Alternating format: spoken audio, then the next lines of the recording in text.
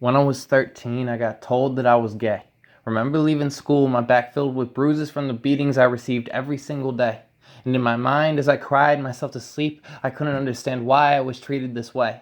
See, I had been raised to believe and say that homosexuality is a sin. So when the situation got flipped, something grew within. Gay became a derogatory term and a way of life that I began to despise. Allowed myself to be filled with hatred and pushed down parts of me, tried to hide, kept it all inside and became homophobic. Turned against my own sibling because my hatred was so devoted. You have to understand. I'm not sorry for who I am, I'm sorry for who I was. Because when I got pushed and shoved, I took hatred and turned away from love. I refused to embrace myself as being gay, and in doing so lost my identity as a Christian. When you refuse to love and refuse to listen, then your heart turns sour. I can remember late night hours and conversations in the showers where I cried over the fact that had no clue who I was meant to be. I was fake, living in a hate-filled reality instead of embracing me. I listened to a church that locked me in a prison of words as if my God's heart was filled with hatred. I had allowed my perspective of God to be persuaded in such a way that I thought being gay was the worst possible sin that one can commit, that their presence was contagious, and that they'd contaminate us if we let them in the church, so we had to restrict, refuse to love, chain up, and evict those that deserve to be treated like human beings. I was naive to the despicability of these proceedings. So last fall, when I came back home, withdrew from college, my life stripped to the bone, all alone and completely lost, I reevaluated my actions and my hatred's cost.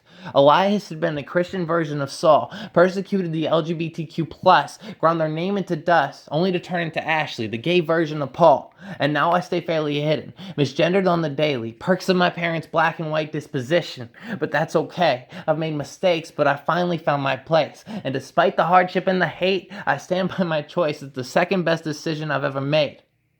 The first being the decision to not take my own life. A blessing, as I can remember countless nights up late with a knife thinking that I was worthless. Knowing I was not perfect, questioning what worth is. And I realized I was in a world of pain, and since coming out as trans, me being an attention whore is the verdict. Any derogatory slur, I've heard it, and I have to question. Why would I choose to be called a faggot just for the attention? Why would I actively put myself in a world of oppression?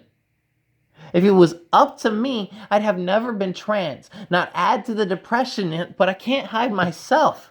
Being real is the lesson, not to mention the fact that I have dysphoria and anxiety. I used to be drunk on hatred. I'd rather deal with oppressed sobriety, because at the end of the day, I'd rather be me. I'd rather be free. I'd rather see myself reach my potential to gain happiness and success.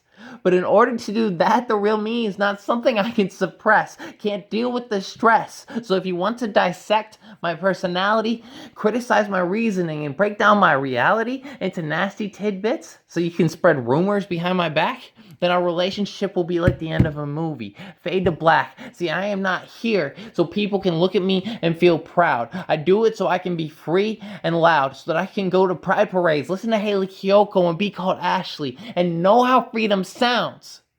So go ahead and try to wash over my pain. It's permanent, here to stay. By hatred I will not be drowned. For I am free, I am me, and you cannot take that away. My life may be finite, but my words will be a legacy that will never fade. And for those of you that are still being drugged through the muck and the mire, I hope this poem will inspire. You are valid, a beautiful ballad, a gorgeous angel, forged in the fire, sent from above.